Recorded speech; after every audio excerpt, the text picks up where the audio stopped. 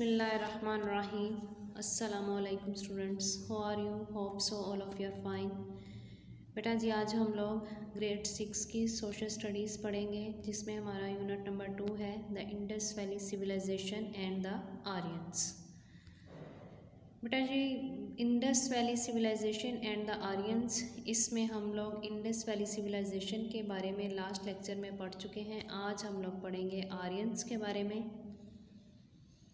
तो बेटा जी आर्यंस जो है वो रशिया के करीब पहाड़ी सिलसिले से इस रीजन में दाखिल होते हैं, हिंदुकुश पहाड़ी सिलसिले के ज़रिए से पाकिस्तान के शुमाल में। ये यहाँ के बड़े हिस्से में आबाद होना शुरू हो गए थे। उनका अपना एक तर्ज़ ज़िंदगी था। वो इस पहाड़ी सिलसिले में खाना बदोश थे और उनके माइंड में किसी भी किस्म का ज़राअत के हवाले से कोई कॉन्सेप्ट नहीं था। वो इस सिलसिले में यहाँ के रहने वाले मुकामी लोगों पर डिपेंड कर रहे थे कि वो इनको खेती बाड़ी सिखाएं। उन्होंने बहुत ही तेज़ी के साथ तरक्की करना शुरू की और यहाँ के देहातों में उन्होंने आबाद होना शुरू कर दिया। उन्होंने अपने खाना बदोशी तरीक़ों को तर्क करना शुरू कर दिया, यानी उन्होंने छोड़ना शुरू कर दिया। उनके अपने बहुत ही स्ट्रॉन्ग मजहबी अकायद थे। नेक्स्ट बेटा जी इसमें है कि वो आर्यंस ही थे जिन्होंने इंडिया में ज़ात पात का निज़ाम इंट्रोड्यूस करवाया, और वो आर्यंस ही थे जिन्होंने ये सिस्टम इंट्रोड्यूस करवाया कि लोगों को उनके काम और उनके जॉब के हवाले से पहचाना जाता है। आर्यंस ने अपने आप को डिवाइड कर लिया था 4 कास्ट्स में, जिनमें जो हैं वो ब्राह्मण, क्षत्रियास, वैश्य एंड शूद्रास थे। इनमें जो सबसे हायर कास्ट थी वो ब्राह्मण थी। इनकी पुजारी बरादरी जितनी भी थी वो इस कास्ट के साथ बिलोंग करती थी और उनको हरगिज़ इजाज़त नहीं थी कि वो अपनी कास्ट को छोड़कर किसी और कास्ट में दाखिल हों। सबसे जो लोअर कास्ट है वो शूद्रास की थी। उनको नापाक तस्वुर किया जाता था। उनके लिए किसी भी किस्म की मजहबी मालूमात हासिल करना या किसी भी किस्म के रस्म रिवाज को जो है वो अदा करना जो है वो उनको इस चीज़ की इजाज़त नहीं थी, और उनको किसी भी किस्म की इज़्ज़त या ऑनर जो है वो हासिल करने की भी इजाज़त नहीं थी। यानी उनको बहुत ही लो कास्ट जो है वो तस्वुर किया जाता था और उनके लिए इज़्ज़त नाम की कोई चीज़ मुआशरे में मौजूद नहीं थी। नेक्स्ट बेटा जी इसमें है कि आर्यंस ही थे जिन्होंने धातों को इंट्रोड्यूस करवाया, जिनमें पीतल और सोना था। इसके अलावा उन्होंने घोड़ा गाड़ी को इंट्रोड्यूस करवाया। तीर और गुलेल का इस्तेमाल कैसे किया जाता है उन्होंने वो बताया।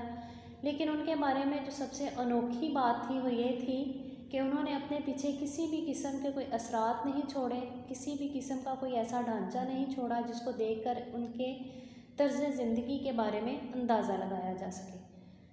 लेकिन उन्होंने अपने पीछे मजहबी अदब ज़रूर छोड़ा, जिसको विदास के नाम से जाना जाता है। उसको विदास कहते हैं। विदास को पढ़ने के बाद उनके तर्ज़ ज़िंदगी के बारे में ईज़िली अंदाज़ा लगाया जा सकता है। उनकी ज़ुबान जो थी वो संस्कृत थी। मॉडर्न हिंदी जो है वो इसी पर बेस करती है। बहुत ही बड़ी तादाद में बड़े सगीर हिंदुस्तान में अभी भी जो है वो आर्यंस की औलादें मौजूद हैं। बेटा जी इसमें जितने भी आपको हाईलाइट की गई लाइंस नज़र आ रही हैं ग्रीन कलर में, वो आपके MCQs पॉइंट ऑफ व्यू से इम्पॉर्टेंट है। आपने अच्छे तरीके से उसको रीड आउट करना है। नेक्स्ट बेटा जी हम लोग इसमें करेंगे क्वेश्चन आंसर्स।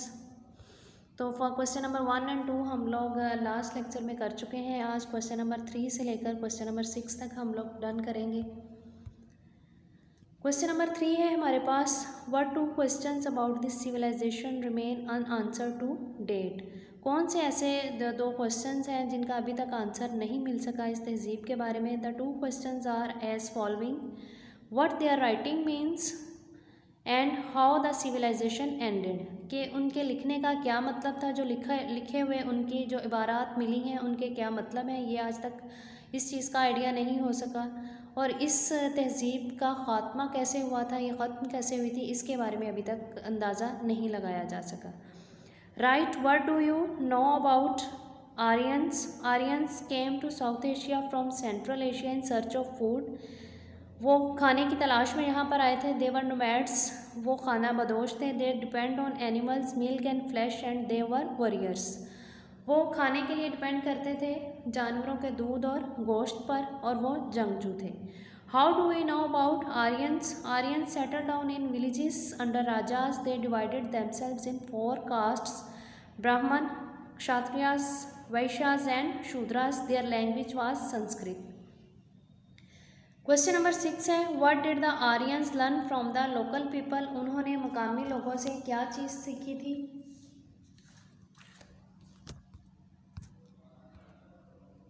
तो बेटा जी इसका आंसर है the Aryans learn the farming art from the local people. उन्होंने खेती बाड़ी सीखी थी वहाँ के मकामी लोगों से। यही थे बेटा जी हमारे आंसर क्वेश्चंस। इनको आपने अच्छे तरीके से रीड आउट करना है, याद करना है और अपनी नोटबुक्स पे नीटली नोट डाउन करना है। See you in next class. अपना ख्याल रखिएगा। Stay home, save lives. अल्लाह हाफिज़।